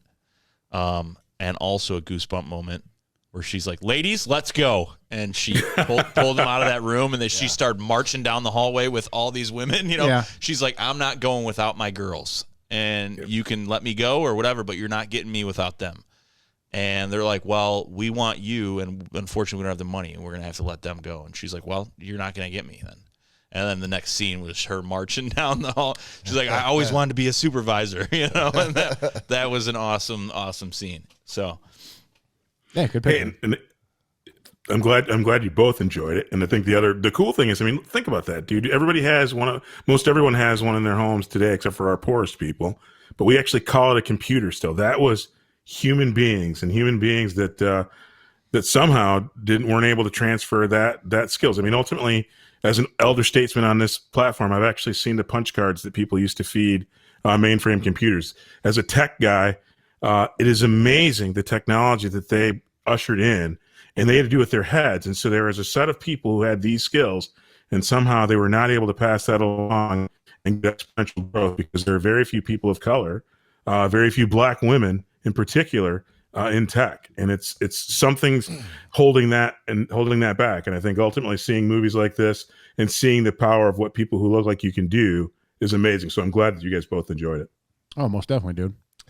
Yeah, having seen it myself, it was so cool to watch all the actors and actresses, but specifically, I thought, man, when Costner read that script and figured out like what his character did and all the lines he was going to get to say, like he was probably just breaking his fingers trying to dial the number to accept the role, because he's literally the guy who is the smartest one in the room, and he was just chewing the scenery every time he was in the camera. I love the most about the way that movie was made. So much like to the effect, based on true stories always is a powerful thing for me. I love fiction and sci-fi and things like that, but you become invested in these names and these people and their personalities, and then when they would show the side by side of the actress versus the real person at the end, I thought that was super cool. Like, yeah, this person is a real this is her. She exists right now. Yeah, the first lady just died recently. Yeah, the main character, Catherine. That was her name in the movie. Thanks a lot, Todd. Thanks a lot. She just passed away. I know, I screwed up. You've ruined Cory's night. I know. Sorry. But and I think the one thing too that they did with Hidden Figures, that it's hit or miss with real life documentaries, if you will. Some take a artistic approach of like, oh, we can just kind of change this or change that to make it fit the movie. Yeah. When in actuality, like, don't do that. Like, if that's the way it was when it happened, kind of like Ford versus Ferrari, like that's another one that you can tell, like, everything was spot on. And again, they go back and do the side by sides as well with old pictures from back when that was occurring, and you see how they laid everything out and on camera or on film, and it was pretty damn close to what real life was. Yeah, true is usually the best. That's the funny thing. True Right. is truly the best. Exactly. whether bad or good. Yeah. Yep. It's always the best. And I think was super cool how realistic to the times they tried to make every detail in the movie, you know. Yeah. And Todd, I will say too, one of the other kind of chuckles that I got out of the movie was when they got pulled over in the very beginning of the movie. And they're describing, and he's like, "They let women do this job," and she's like, "Oh, wait a second." that was I think a pretty funny interaction between that officer and the group of ladies. That was pretty good too. I love that. I love that movie. I remember being very uncomfortable when I watched it. So there's a bit of a spoiler here. So if you haven't seen it yet, we're all recommending it, the whole podcast. So skip ahead like 30 seconds. But to watch the main character have to run to the bathroom so many times, it got to be really uncomfortable. Like I felt like it was me making her go to the bathroom. But then you realize like they have to show you all those times because that's what drives home the point of how hard it was. Yeah, if you saw it once, it wouldn't stick out. Yeah. You want someone to do the right thing. Mm-hmm. Yep. So, yeah, I loved it too. It's a good assignment. Oh, by the way, did Danielle watch it with you? No. So she has not seen it yet. I don't know. That's important for the group because it's been in my list of possible shit to assign her for a long time. I feel like she has. Because when I brought it up to her that Nick assigned it to me, I think she was kind of baffled that I hadn't seen it. Bob, okay. Until the wedding, she's not coming back on that podcast. So too many things to do. It's probably a good idea on her part. Too many things to do. She ain't coming back. Yeah, this is for a good reason. All right, awesome, man. All right, before let me jump in here before Nick does his second one. So I had to watch Mr. In Between from Todd. Yes, and I will tell you, Todd. I watched the whole first season, but by the time I got done with the first 2 episodes, I was like, fuck, man, solid C-. This just doesn't, I don't see what they're trying to do. I don't get what they're trying to, so 30-second synopsis. It's an Australian dramedy, I guess. Every episode is 30 minutes long. There's only 6 episodes per season. And you can get it on Hulu, I think, right, Todd? I think so. Yes, if I'm not mistaken. It's definitely free. It's one of the bigs. Hulu or Netflix. I think it's Hulu. But, man, once I got to the 3rd episode, I was hooked, and it just took me a couple. So we spent a lot of time over the past couple of weeks talking about, should we be able to assign something to someone who's already been assigned that thing, but we feel like they didn't give it enough time. Like if they just watched a couple more episodes rather than, the first, 2 hours, would they get it? Would they appreciate it? This is one of those shows, man, where it wasn't until like the very end of what I was obligated to watch that I really kind of picked up on what they were doing. So it's an Australian show.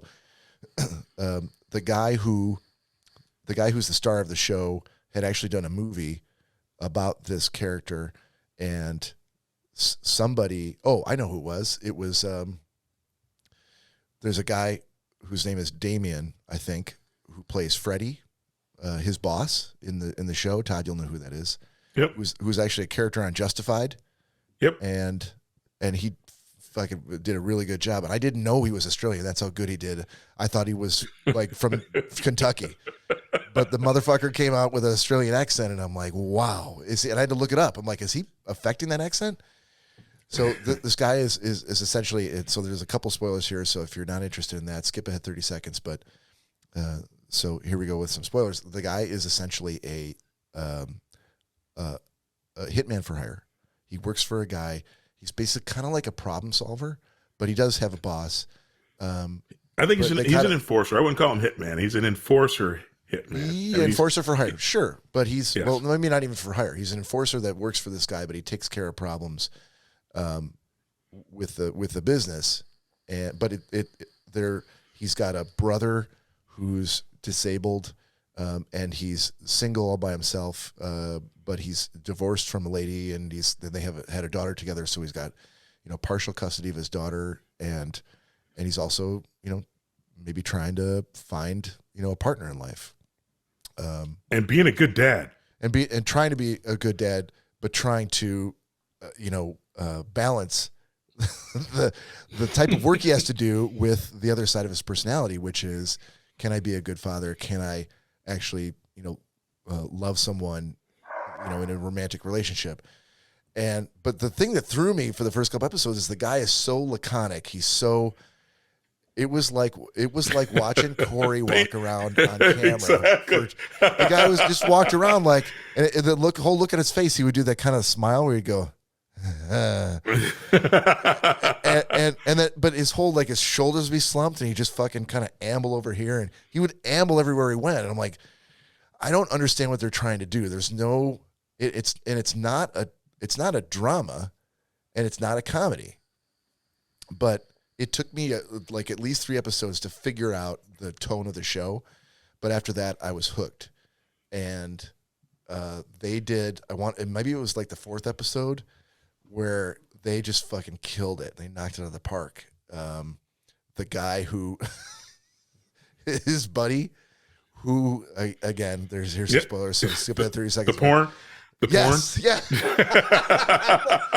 I was fucking rolling for 30 straight minutes. And I thought it was great. So I absolutely intend to finish it.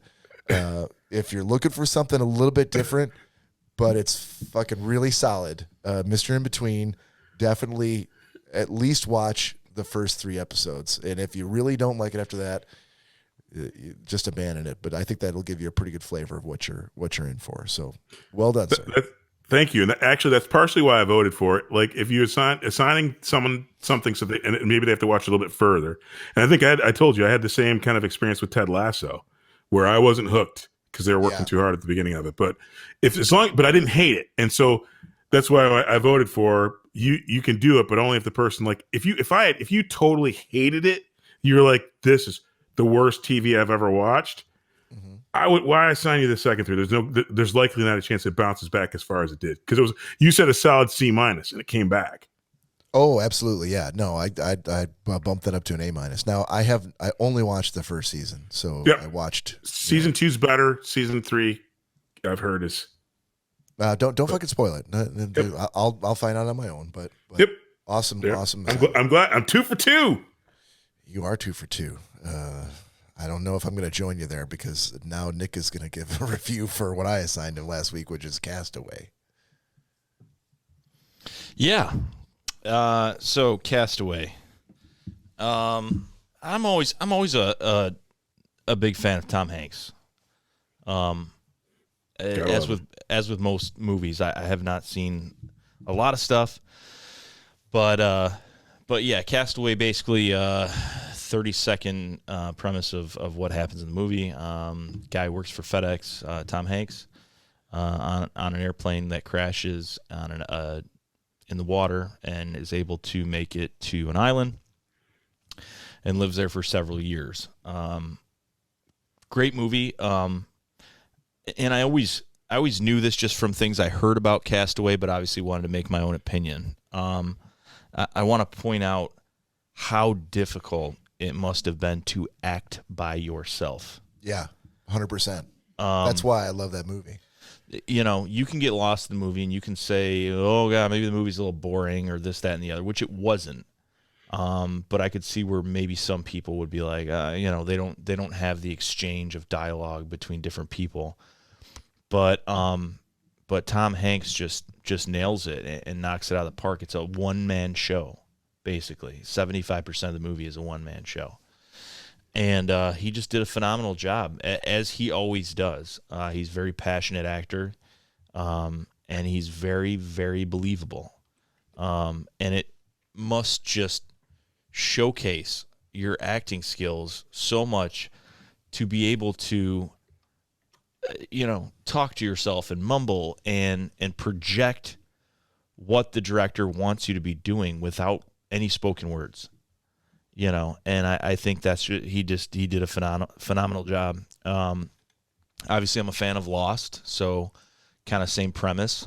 I like any movie that is, beach or ocean centric. Mm-hmm. And he just did a great job. Obviously, there's probably people out there like me that haven't seen it. I'm not going to give too much more information. I think everyone knows the premise of Castaway. But I would say, not to be a dick to you, but a lot of the movies you're now watching, like. No, I understand. And it's nice to say no, if people haven't seen it. I've never seen it. Yeah. No, I get it. And I'm sure there's the Knicks of the world that have never seen Castaway, I wouldn't say it's a cult movie. It was kind of a one-hit wonder. There's no follow-ups or anything like that. But Tom Hanks is super popular, and I could see where a lot of people maybe have seen it. And it's one of those movies that the premise going into it. You know what happens. He's on a fucking island talking to a fucking volleyball. Everybody knows that. Yeah. How many times has it been on Saturday Night Live skits back in the day? And on every late night talk show, and him screaming Wilson. I mean, even recently on Jimmy Fallon, him and Jimmy did a 10-second or 5-second mock-up of, and if you haven't seen it, watch it. It's pretty sweet, of Jimmy Fallon and Tom Hanks doing, I think, 90 seconds of improv skit of every movie Tom Hanks has ever done. And they're like, go. And he would throw a wig on, and he'd be like, what are you doing? Da-da-da-da-da. And then he was like, get splashed in the face with water or something, and he'd be like, oh, where are you going? What's going on? And then he's like, my girl sent in a Trisket, and he's dancing on a thing for big, and then he's shimmy shimmy Cocoa Pop, and then they go to the next scene, and he's like, Wilson, and he's holding this thing, and he has a fake beard on, and then he ripped the beard off and put another thing. So it's really, really funny. So if you've never even seen the movie, basically what goes on, but it still blew me away. I still liked it a lot. I would say it was a solid B. I would say it was a solid B movie. Fair enough. Excellent. Nice. Yeah. Well, you liked Lost. It stands to reason you'd love that. Mm-hmm. But Lost isn't a. Yeah, I don't want to spend a whole lot of time on Lost, but this is like Nick said. This is a guy who. It ain't easy to act. I mean, how many other actors do you know of that could? Robert Redford. Dude, have you seen that? Yes. Stop. Yep. Okay. Get off. Yeah. Okay. So you just you just answered my question, and I won't say any more. But you're absolutely right. I forgot about that one.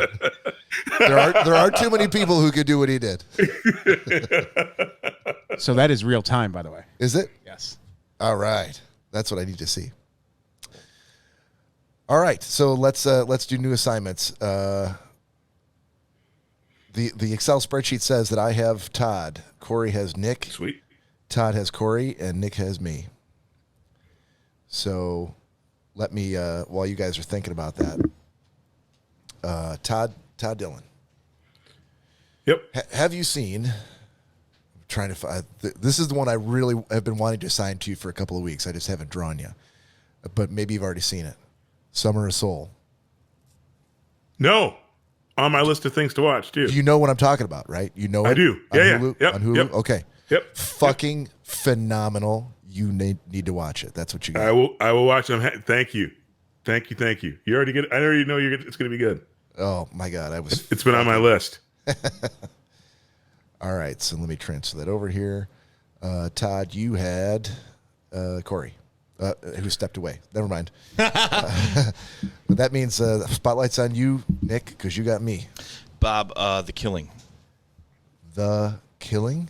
Killing's available on Amazon Prime Video for free. Is it a movie or a show? It's a series that was originally on Netflix. Okay. Have you assigned it to someone else here? I want to say I have. Did I give it to you? Yeah. Okay. All right. That's all. You don't have to. No, but I was just looking to make sure, in everyone's assignments, and I think it was before we started keeping track of assignments. Oh, really? I Okay. I didn't see it in course. I tried to go back as far as I could, but it was I just didn't have it in me to keep. Do you on remember pulling anything up. about it, Cory? Don't spoil it. I don't know. No, but I just didn't know if you liked it or didn't like it. It wasn't. I don't even want to know It wasn't that. one of the dubbed ones, was it? No, I don't even want to know that. I don't want to know if you liked it or not. No, I don't. I'll figure it out. Figure it out. Fucking figure it out, man. All right, so back to Todd. Todd, you have Cory. Judas and the Black Messiah. Oh man, that's on my list to watch, Todd. I mean, I can't say yes to that by any means. So Is it a porno? No. Oh, okay. Is that I don't know. I don't know what service it's on. You can get it somehow, and if you pay for it and you don't like it, I'll somehow. buy it back. Thanks, Todd. It's on. I know it's on. It's on online. I don't know if it's a freebie. Of course, you and all your paying movies. all right? Cory, you got Nick. Just want me to go through my list here. Dude, there was something the other day too that I remember I wanted to assign to you. I'm hoping I put it in my notes. It'll come to you. Yep, not seeing it, but Do you remember anything about it? Who's in it? What it's about?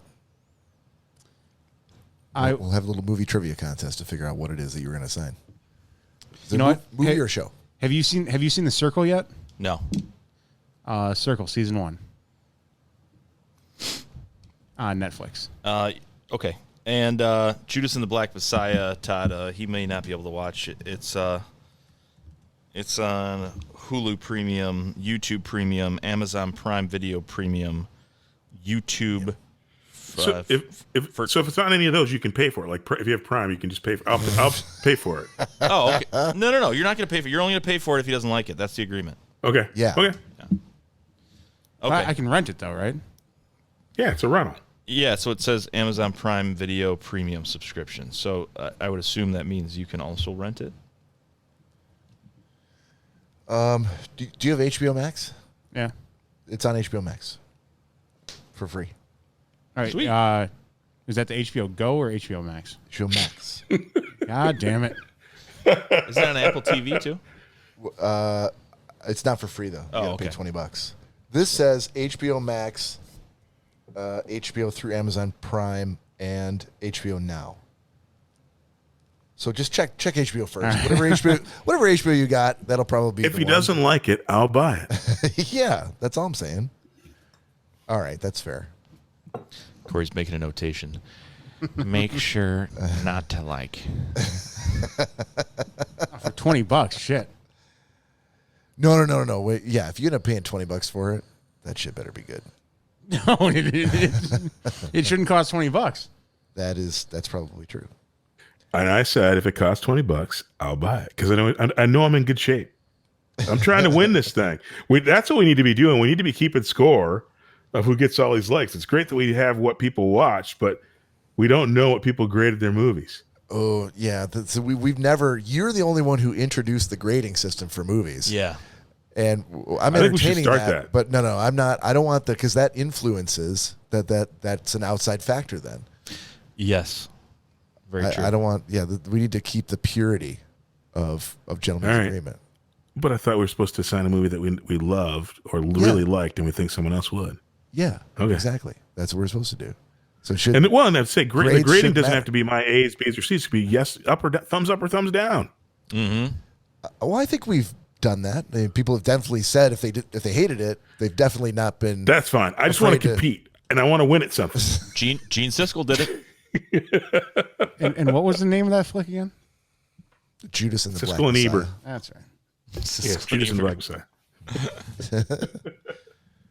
All right, you guys want to wrap it up with a little pick of the week? Certainly. Certainly. I can go first unless someone else really does. Sure, go ahead. So my pick of the week is it's a website called TuneFind.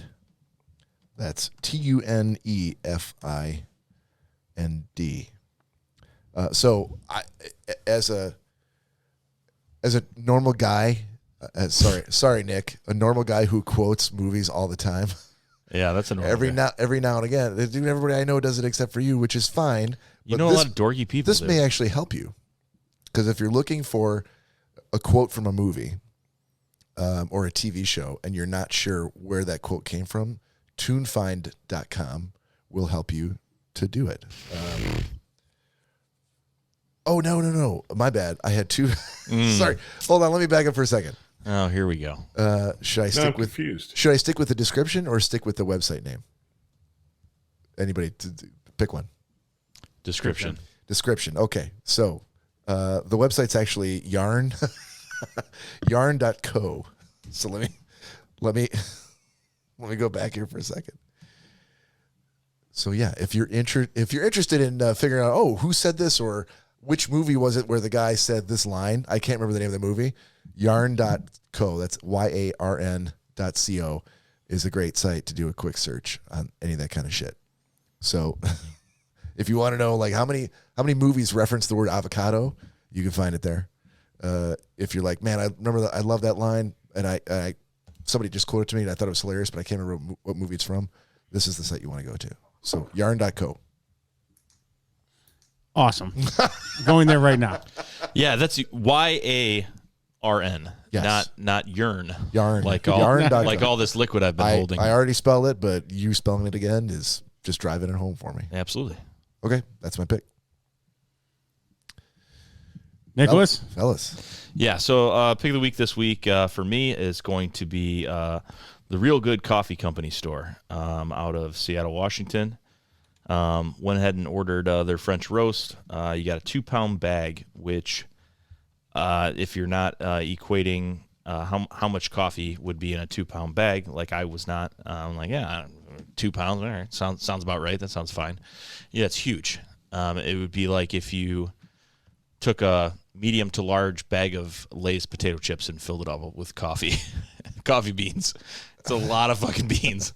$24.99 for their 2-pound bag. I got their French roast because I got a French press and I got an electric kettle and a hand grinder based on recommendations from Bob over vacation. Tried it for the first time today. Awesome. 100% Arabica beans, whole beans, and 4,500 4.6-star reviews on Amazon. You can find it, order it. Real Good Coffee Company, Seattle, Washington. Seattle-based. Seattle! That's what I'm talking about. Isn't there another tiny little company in Seattle that does coffee? Starbucks. Little baby one. They're not that well Zeitgeist. known. Does Batman get his coffee from Starbucks? Starbucks coffee as a coffee connoisseur sucks. Yes. Zeitgeist is actually Bedlam's much better, but Zeitgeist is good too. Starbucks coffee is disgusting. It's very bitter. I like bitter coffee, and it's not good. Coffee like you like your women. Like I like my personality. Todd, you got a pick? I do. The Bacata LED desk lamp. I've actually been using it. I don't know if you remember, like a couple episodes ago, it got dark up in my office and nobody could see me. Wait, can you spell the brand name again? Bekada. Okay, thank you. So It's pretty awesome, pretty flexible. I can change the hues. I love it. Makes me look good. Got all manner of good stuff going. I was wondering, you looked a little glistening. Hold on, let me turn that down a little bit. Is it also a Mister? Son of a bitch! There's a glisten filter I didn't turn on. It's part lamp, part Mister. It does all. There's like 8 buttons on it, man. I'm loving this thing. 8 buttons. Todd just sits there all day and just hits the buttons. You know what makes a good lamp? Buttons. Lots of buttons. The more buttons, the better the lamp. Some of these don't even do anything. They just click. I hope they're those. They make that satisfying click sound. I hope they're those old school buttons, like the buttons on a VCR that go back a couple inches like a tooth, and then that make like those old school light switches. When you hit them, they like chunk. Yeah. You know? The other switch pops back out again. Yes. Oh, if only. So that's if only. Bacata, Bekada, Yeah. chunk DA lamp. All right, LED lamp with the clamp, baby. Oh, hold on. What are there buttons on the clamp? No buttons on the clamp, but it's got a solid clamp. That's I will have to say on a rough segue to that, we up like downstairs predominantly most of the light switches growing up in the colonial house we grew up in as a kid were the normal light switches as you would think of them, but upstairs, the steps. We had like 20 steps going upstairs. And the upstairs light switches were the old school snap light switches. Like you'd hit it and you would and you hear that light switch go on.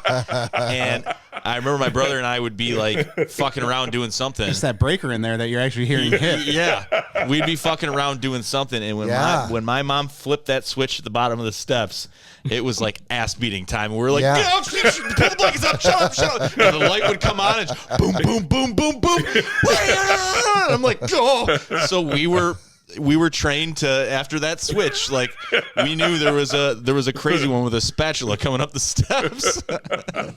Dude, you just brought me back those memories from every kid ever. No, well, for us it was, and specifically me, because I was the ringleader in this. But when you're sneaking around at night and trying to, like, you want to go turn on the TV after your parents are going to bed or whatever, like turning the light on was a bit like you had to learn how to do it in the dark. Yeah, because if you hit that light, someone's going to hear it. It's the big chunk. Yep. So yeah, I was trying not to turn the light on. My dad fucking heavy-footed his way through the house throughout my entire childhood. He didn't need a light switch for me to hear him coming, I needed to make sure he couldn't hear that I was in a room doing some shit when I should have been in bed. That's what it was for my parents. That's what it was for my parents too. Was you could hear the feet down the hallway. Oh yeah. Just, and we're like, oh, yep, time to get in bed. Yep. It brought me back because I would watch Benny Hill, and my mom worked afternoons, and she would get home just as Benny Hill was ending, and I always wanted to watch the very end to watch that skinny old dude freaking run around in his underwear. And so I was always nervous when I got to my room because my room was on the back of the house, so I knew she wouldn't see the light, but I would flick that switch and that sound. I'm like, I hope she didn't hear that at the door. So wait, hold on. And I'm not familiar with Benny Hill, but old dude running around in his underwear. So you've been watching penis bulges for quite some time now. There were no. This is Benny Hill. He's British. Oh, I think we can assign that. We got to find out if that's on somewhere. Oh, I could see the veins when I was just a boy. Well, I think you just said it doesn't matter if it's on somewhere. If it costs you something to watch it, then you'll pay back. Yeah, but Benny Hill should be a great. Todd, you also reminded me too. My parents used to vacuum. They would run the vacuum on the carpet. Well, they wouldn't do it as like a security measure, but if the carpet was like freshly vacuumed, they would be able to know that you would walk down the hallway. Yes. So you learn. Bob used the vacuum at night too. You learned to Spider-Man your way down the hallway without touching the floor to get to the kitchen, so you could step on the counter and go all the way through. Step on the counter. Wait, hang on. Yeah. Are you saying if they freshly vacuumed, you were going to leave foot tracks in the carpet? Yeah. Okay. This was the 70s, dude. There was the shag fucking days, shag baby. carpeting. Corey, okay, vacuum the rocks. I don't think you have anything to say about anything to do with vacuuming. Well, vacuuming the rocks isn't his idea. I know, but he had to do it. Yeah. It wasn't your idea to not step on shag carpet. That's true. That's crazy. Yeah. Did you ever take your socks off and just run your toes through it? Oh, all the time. That's, I don't know why would you not do that? That's the whole point of having shag carpet. That's why you get it. If you don't want that, get some fucking indoor-outdoor carpet and put it in the house. That way you get a foot scratch. What color was the shag? Brown. Was it? Yeah. Like a not deep, dark brown. Everyone had a room orange. with brown. Oh, we oh, yeah, I knew guys who had. We had a peak in orange. one room of the house there was a ketchup red. We had blue. God. So that's amazing. You can spill almost anything on that, and you're totally fine. Blue. Yeah, unless it's ink. You had blue, Todd? Like the ocean? No, like that in between ocean and sky. Okay. That hazy blue. Middle Earth. Yeah. Yeah. Corey, you haven't gone yet. What's your pick? After those, mine's not that exciting. I mean, shag carpeting wasn't a pick. We were just off on a weird tangent. No, I'm going to go with my JBL Peak Endurance 2 headphones I got a couple months back. Okay. Can you do headphones after you didn't you pitch some earbuds 2 weeks ago? Not 2 weeks ago. No, these are the ones I have in now for the podcast that I pitched maybe 10 episodes ago. Yeah, maybe. But these are the ones I use when I'm at work or cutting grass and all that. So like the Apple AirPods are awesome. There's a lot of functionality to them, but they don't sit in your ear correct. And I had to buy like these little silicone covers to put over them to actually sit in my ear to where I'm comfortable with it. I would never use them in the yard or anything because after you sweat, they're going to fall out. The JBL Peak Endurance 2, they're basically like these in-ear, but they wrap around the back of your ear. And very secure. I've sweated my ass off cutting the grass and all that, and them stay in and come with a nice little charging case and toss them in there. Good to go. And they're waterproof as well. Well, I would hope so. Yes. Yes, that you're sweating on them all You're day. sweating your ass off Well, every time you put them on. But downside to that being, I do not believe the Apple AirPods are. Oh, I guess I didn't expect that they would be. They're not a sport headphone, really. But No, but a lot of people use them to work out in and all that, so you'd kind of yeah, I want them guess. to be. Yeah, that's my pick. Okay. They're not waterproof. They're just sweat proof. The Apple AirPods? Yeah, if that water doesn't have any salt in it, you're fucked. Yeah, you're You've hosed. just ruined those headphones. Exactly. But salt water, not a problem. It There floats. you go. All right, ladies and gentlemen, that's this week's episode. So please join us next week for episode 135. On behalf of Nick, Todd, Cory, this is Bob. Thanks for joining us. We'll see you next week.